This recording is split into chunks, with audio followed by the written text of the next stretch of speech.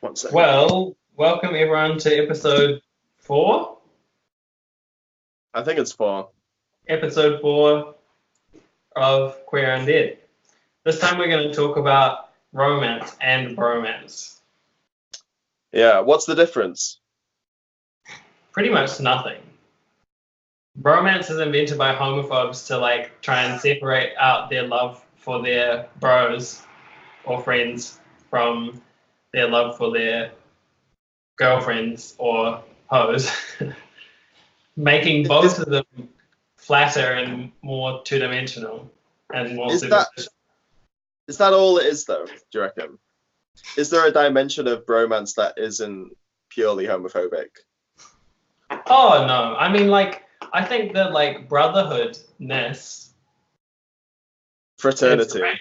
I think it's important, and I think it's something that can work against male angst and isolation and homophobia and violence and blah blah blah. What's up with men in isolation? I don't know. It's just part of the game. Born into it. Yeah. Well, I think it's the whole emotional thing, boys don't cry, blah, blah, blah. You can't, if you share, then it's like a sign of weakness or something. Hmm.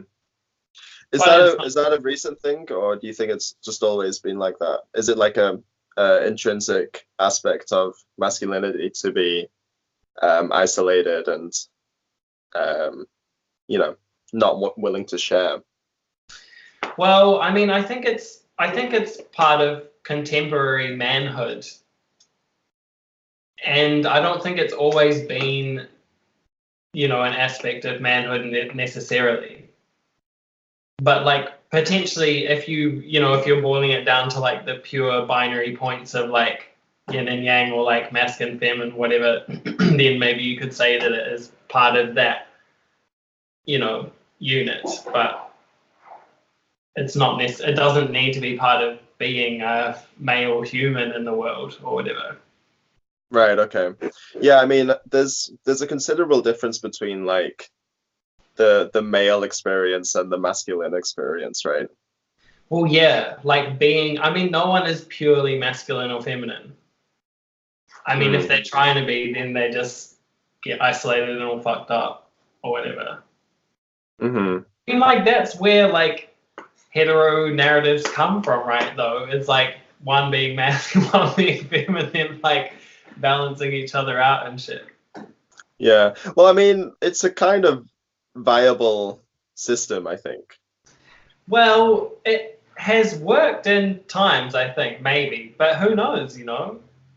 Mm, I think it's better for everyone to be as balanced as possible, and then your partnerships are more balanced.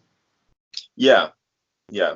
Whether you're going for like a pure mask build or like a pure femme build, uh, what you find in your romance is the counterpart. So it's like Yeah. even if you balance yourself, you're only gonna you're gonna be attracted to people who are also balanced. So it's still the same It's thing, gay, right? so it's gay. It's like yeah, well, it's either like it's the gayness of like homogeneity or like Yeah. the heterogeny of like trying to find like your exact polar opposite. But they're both the same thing. Mm. You're just finding like a counterbalance that is the same weight as yours. Yeah. I mean, I don't think I'm completely balanced as a person. No one's completely balanced unless you're like a fucking super master hermit guy, or Jesus. But I think gender wise, me and my partner are both pretty in the middle. We're not I'm not very mask at all, but there's mask and femme things that I do, and she's the same. So I don't know, I've had that in a bunch of relationships, and I feel like that's kind of gay. It's if you're looking like this for the same kind of yeah, gender as yourself, you know. But not everyone is, yeah. I mean, some people need the opposite to balance themselves out. Right. And I like think, I think that's like fair game, really. yeah. And I think, I mean, yeah, I mean, whatever. This podcast is not about like gay and straight as such, but you know, I think heaps of homosexual couples also, you know, have the same dynamics as other kinds of couples. It's like, there are homosexual couples that have like a masc and a femme or whatever, and they Mm, identify as gay, but it's like mm. representing maybe emotionally and gender. Oh, gender, I don't know. Anyway, whatever. So yeah, I wanted to ask you, as a male, how do you navigate romance? Yeah, well, like, I think in the past, I was much more conflicted about like whether I was doing it right or like, being masculine enough or too masculine or like, interpersonal relationships and like overstepping people's boundaries or not communicating clearly or whatever. Hmm. But now, I mean, like, I don't think of it too much in terms of gender because personally, it's not what I care about. On the level of how other people interpret me, I consider what my presentation means and how I'm interpreted Hmm. as like a male, even though Hmm. like that's not like what I'm performing as such, but like the content is still there. And like people are gonna read me as that and assign certain like power values to me and shit like that. Hmm. Yeah, I mean but that's also part of the deal, right? Yeah. So it's not really something that you can ever evade. Nah. And like pretending it's not there is ridiculous. Like as Hmm. much as you might want to choose your gender, which is like great, but like, it's gonna be a lot of effort if it ever happens to like reset those like deep and automatic interpretations of people as masculine or feminine or whatever. Well, the But other option is to like not reset and like um just accept that there's like a trajectory where you like absorbed um certain experiences based on how people perceived your gender, yeah, and that's just like that's fine. well, and it's just one layer of experience and existence anyway. Like Yeah. I don't think for me, and I think possibly for a lot of people, depending on how much they, you know, are drawn into it or choose to go into it. Like, especially, I mean, like in terms of romance as well as in terms of like social interaction, Mm, it's not the most important layer either, I don't think. Like, mm, for me, the things that are important are like, emotionality and behavior mm. and like those kind of experiences that you can only have in connection with other people, which is for me what relationships are about. How much of your relationships are romantic in Well, it nature? depends how far you stretch the term, really. I mean, like I've got one partner and we're monogamous. But there's love and affection in like many of my relationships. And I think that's like an innate part of relating with people in the Mm, world. I mean, whether or not you want to call it romance is less important for me than just what that experience is. Because like the experience is the experience, and you can either enjoy it and experience it, or you can try and put it into a category and like know it, which for me is useless anyway. Yeah, that's something that I've never really been able to fully gauge with myself. Like, to what extent my relationships with people are romantic. Because a lot of my friends are women. Yeah. So, trying to navigate that space and trying to decide if the basic nature of the relationship is romantic or not, is something that actually I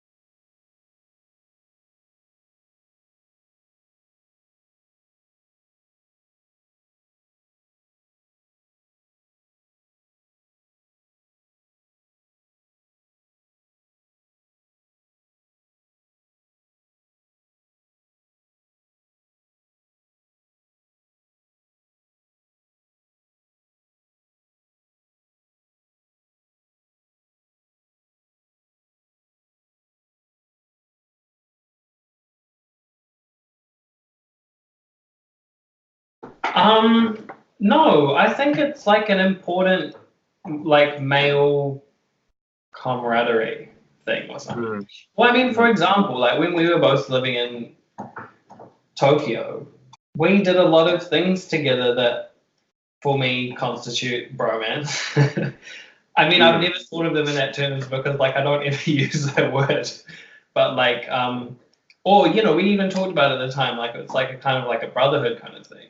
And especially for me, like when we went to the onsen together and stuff, which we did a bunch of times, like and that's like you're going there together and you like it's like a winding down, like, you know, kind of like a spiritual time. And like you're naked together, which I think especially with your friends, but also with strangers, is like a connection point. It's like you return to this internal space together that's separate from the outside world in a way. Absolutely. Yeah, it's a totally like magical space.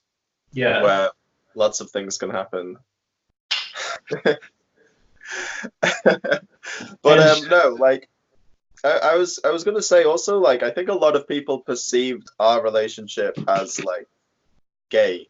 Oh, they may have. I mean, even do you mean in the onsen or outside of the onsen? Nah, like just in general. But like I think the sort of that might even be an integral part of bromance, like the idea of others like generating the space of the gayness of the relationship. Like putting it outside of you into putting it in people's interpretation so it doesn't have to be inside you. Yeah, so that we don't have to fuck in real life. We just fuck in the heads of other people. Well, that is like, I mean, like that's the whole game with heterosexuality in the first place, is that like, I mean, I think in terms of identity in general and trying to have like a defined identity, in order to have that, you're going to be pushing things out to the sides.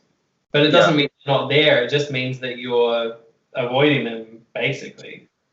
Yeah, well, it could be seen as avoiding, but it's also like allowing other people to manage the dynamics of the relationship in a way that you don't have to invest a lot of energy into it. But it's like it's part of the community, right? So like the things that your community are doing and thinking is still like coming back to you and feeding back into you. It's just like you have access to a bigger brain or a bigger soul.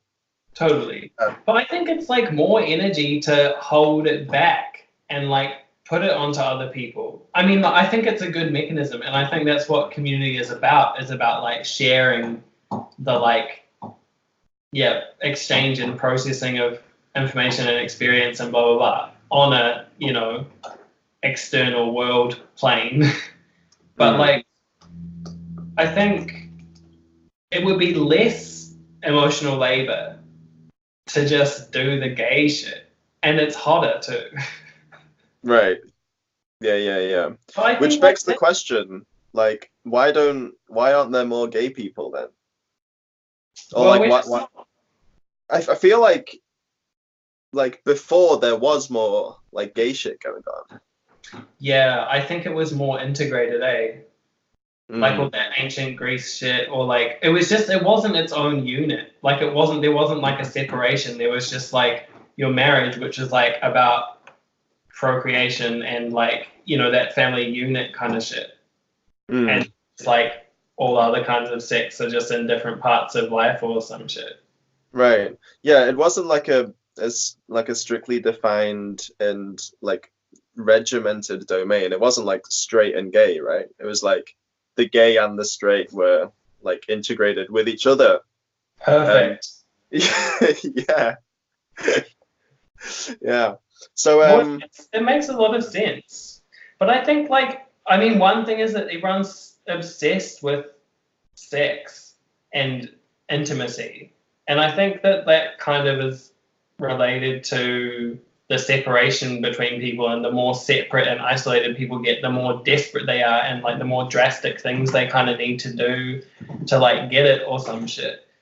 Whereas if those boundaries are relaxed a little bit more, then it can flow in and out a bit more, and you don't necessarily need it to come out in a physical way. But like, I think that's like what I mean, whether or not you are saying it about sex or about emotional shit, I think they're part of the same connectivity that we're trying to have between people. But like, you know, whether it's like a homo friendship or like a hetero friendship, it doesn't matter. Like you're still having a kind of relationship that you can only really have with that person. So it's like bromance is not different from having like those subtler forms of romance with any kind of friend or whatever. Yeah. And I think that separation is the homophobic aspect of romance. The experience of romance is not homophobic because people are dying to do it. Yeah. Right? So it's like, but it's a repressed thing that even labels it as bromance in the first place. Like, you know, when Plato and shit were fucking, they weren't calling it bromance. You know what I mean? Like they were calling it suck my dick.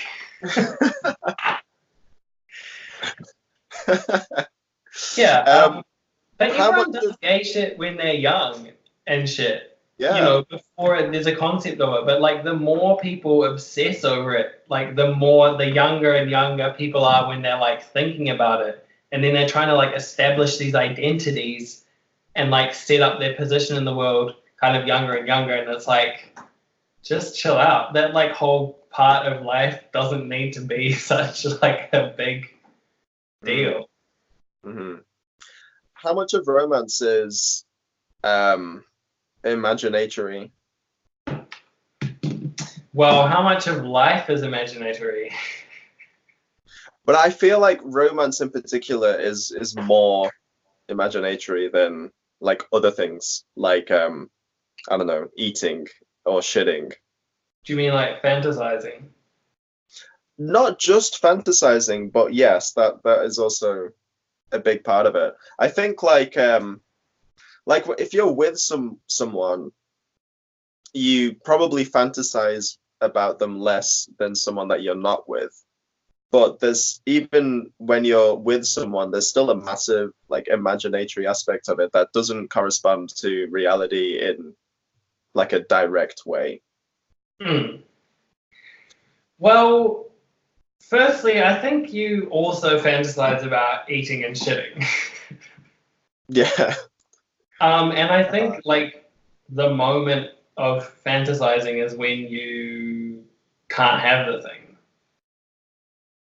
You know, it's like a repression or separation kind of thing in the first place. Like, of course, you wouldn't be fantasizing about it if you were doing it. Mm. Mm.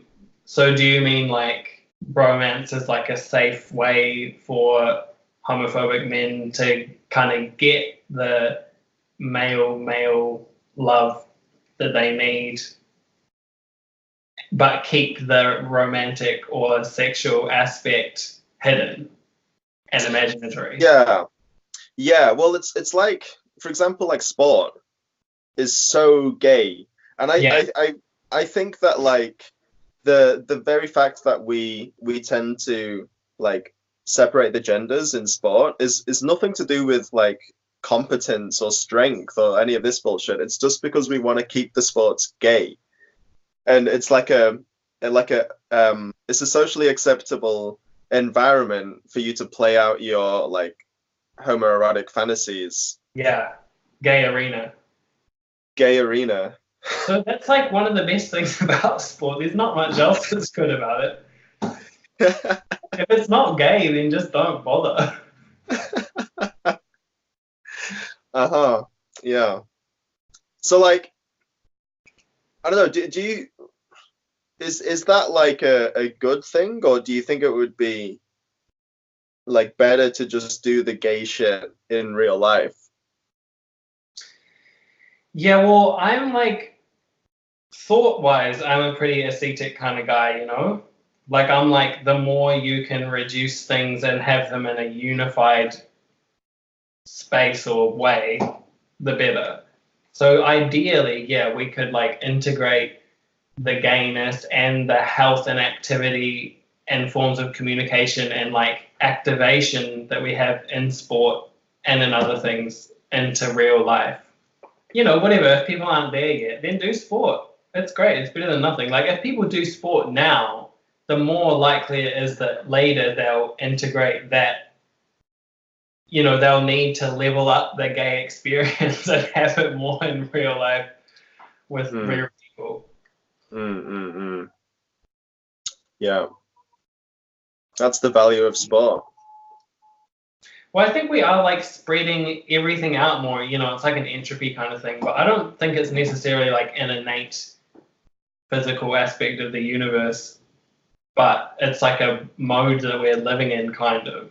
And like, you know, things get separated out like that, and it's like, why?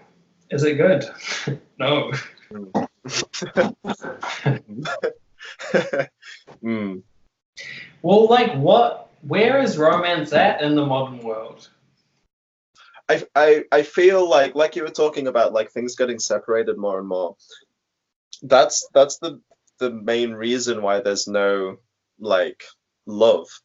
It's because there's the spaces are so the spaces between things are so separated that there's no dynamism anymore. There's no like magnetism. They've sort of like left the zone of each other's influence. So like Tinder and Bumble and all that kind of shit is like an aspect of that. It's like quarantining romance into this very specific like technology so that like the chances of romance happening outside of that sphere get limited quite dramatically. So it's like I don't know, it feels like the dating scene has not improved as a result of dating apps. Well, I think like the movement, you know, or pattern that we're in is one of separating. And I think like you're saying, like love is like a unifying force. And if we're like focusing our energy or whatever on, you know, all these actions that reinforce that pattern of separating, you know, like science and technology and therefore like design and bureaucracy and most modes of work kind of feed into this like separation and shit. So like, of course people aren't staying together because the kind of conditions that they're trying to use to build relationships are not unifying foundations of a relationship. They're like analytic and separating like categorizations of things to try and build a relationship. So it's like, I mean, an idiot can see that that's not a good idea, but like the way we're thinking about it, like, I don't know, it's like we're kind of like obsessed with that mode of thinking or something, or we can't tap out of it and shit. But I don't know, like it doesn't seem like people are staying together for long, even if they do get into anything long term. And it also seems as though we kind of think that it's okay for it to be like that. Like it's okay to have disposable relationships, which I don't know how I feel about that exactly, but it certainly feels that like long, loving, deep relationships are what we should be aiming for. Yeah, I don't think you can like hold on to shit either, though, if it's not working. You know, I mean, that's basically what abusive relationships are. But I also think, like, you know, like I think you have to let shit go if it's like already passing you by, you know? But I think like people are doing neither thing, you know, like they're not investing real like commitment or love or whatever into relationships, but then they also just have this like clinginess as a substitute for that. So it's like, it's lose-lose. Yeah, it's lose-lose. Fuck. But I mean, it's not impossible. It's just like a matter of attitude, I think. Like people don't know what attitudes will lead to good communication and good relationships. What it kind of feels like is, so on the one hand, there's like separation of like units, but on the other hand, it's also like the units are like melting into this like pool where there's like no like potency to actually build anything. So it's like people are like having relationships and fucking and shit, but like there's Not no well, there's no like no productivity. Well, there's no momentum or something. Like there's no like I think it's a matter of depth though, but it's like, do people have the capacity for depth, or are they just not quite choosing to do it, you know? Well, it's easier to not choose. Yeah. That's the problem. Yeah, actually, we were talking about that. Like, I mean, it's like the death drive in psychoanalysis or whatever. But like, you know, why do people smoke or drink or whatever? And it's like, I think it's like avoiding life force because you're like, you know, it's like avoiding life and experience because you're too scared of what will happen or something. You've got the idea that it could be too much or become something negative or some shit. Yeah, totally. Like, well, I mean, that's why smoking is still popular, even though we know it kills you. It's almost like it's almost like they're trying to do it. Yeah. Well, yeah. I mean, before people knew that smoking was bad for you, I feel like the experience of smoking was totally different. Now it's like, rather than it being like a negative point of cigarettes, it's like you do it so that it makes your life shorter. Or like subconsciously. Sorry? At least subconsciously. Yeah. But I think often, like, I mean, when I was smoking, like, I wasn't like, yeah, I want to live for a really long time. You know, I was like, well, fuck it, it doesn't matter anyway. But peer pressure is also like a a thing though, I think, with it. And that goes back into like the pool, the cesspool thing that I was talking about before, where it's like, if it's easier to enter an environment where you have loads of people with no momentum around you, rather than just like, what's that sound, bro? Nothing. So it's finished. Like I don't like, it just feels like there was a time where building momentum was like incentivized way more than it is now. Yeah. And perhaps it was incentivized through religion, Yeah. or it definitely was incentivized through religion, and it was also incentivized through like the state and stuff. But it's like it's like there's so much to do on like the superficial levels now, that like people just get stuck inside that layer, and they find it difficult to like sink through to get Exactly. to access the deeper zones. That's what I was gonna say. Is like, on the other hand, we've got like so much momentum in that sense, you know, like in terms of like, yeah, we've got to work, yeah, we've got to go faster and shit. But it's like, yeah, it's only going faster in this like real flat space, and it's like in another way, like potentially there was like less forward movement before, in a way that meant we're building more because we're not just racing to get to the next thing or whatever. Like if you can like stand to be in reality, then you can really like get something going. You can like accumulate more and like connect more and like turn that into something powerful or whatever. But like you're always trying to move on to the next thing. You're never really getting any of the steps that you're trying to move through, because you're just like, you're never really there. Yeah. Well, it's also like, well, because it's flat, it's uncomfortable, and like you don't get the pleasure of like building on this axis, instead of like, if you're always just like going on this level, like there's no reward for doing that.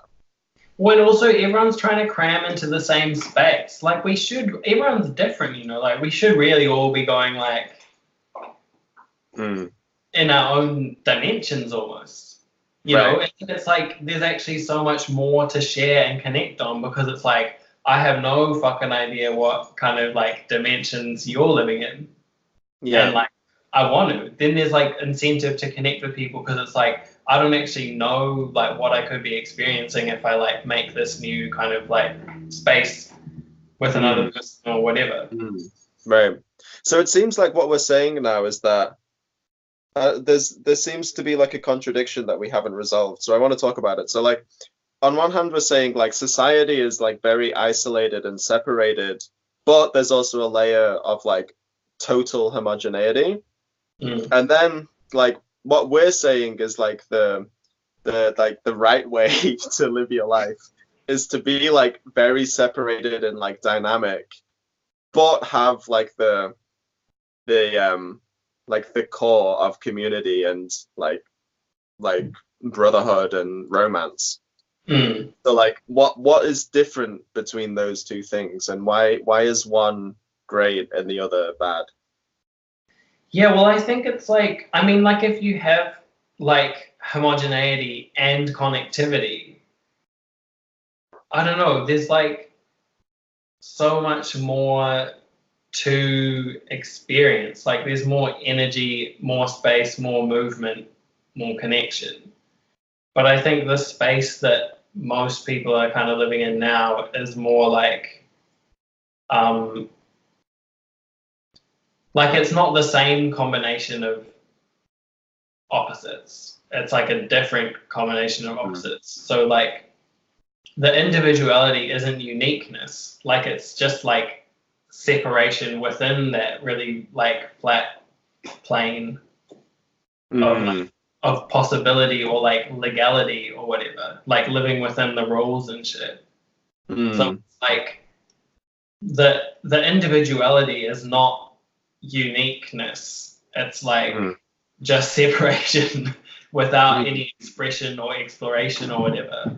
Whereas on the other hand, it's uniqueness, but with the sharing and connectivity and support of being with other unique things. And like, you know, like no one really wants to have, or whatever, I can't speak for other people, but like my friends are all different from me because they're all themselves, you know, they're different from everyone.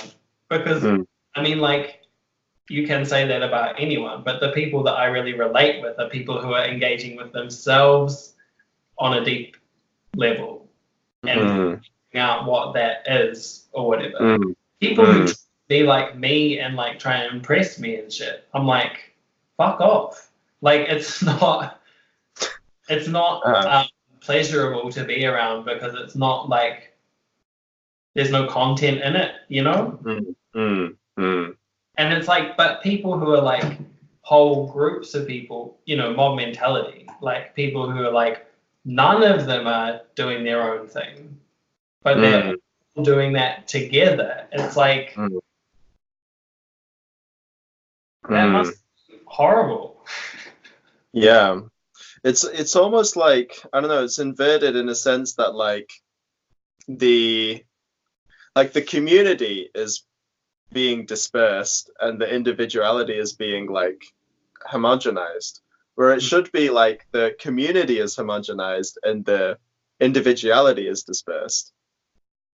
That's what we're like messing up on, I think. But also not individuality in this like bung, like one-dimensional manner. It's more like, yeah, like you were saying, like going into an internal space rather than like expanding yourself necessarily. Like even within like one like unit, you can like open it up on the inside and it's like an entire universe. Yeah, and I think like the more you do that, like the more you inhabit that internal space, the more you actually can really connect with people because you're there, like you're present there. But I think people like, even if they just start to feel a little bit isolated, they can like get desperate for some kind of connection, and so they go outside of themselves to try and get it, and that's why systems become, you know, gain more momentum. You know, like external way of organizing things or whatever. So then they're really connecting because they're not themselves being in it, you know? Yeah. Right. Yeah, and you also, well, you foreclose the possibility of romance if you don't like invest in your own individuality on the deeper levels. Yeah, otherwise you're just playing out this kind of like stereotype of a relationship. Well, you're playing out the image of it. Yeah. And the surface level of existence is just all image. So that's probably why, like, well, that's exactly why, like, love in today's society is like short and fragile because the image can't like sustain the weight of people, and it just collapses. Yeah. Cool. Well, as you can see, romance is an important part of the world, and everyone has to engage with it on some level. But the way that people do it is different for everyone. And the more that you can find and express your own way within romance, the more dynamic your experiences will be in every part of your life. And the more dynamic it will be in other people's lives too. How great is that? It's so great. It's probably actually the greatest thing in the world. It really is. And next time we're going to talk about sacred geometry and kind of, I don't know, shape and pattern. Sounds good. So stay tuned. Thanks for watching.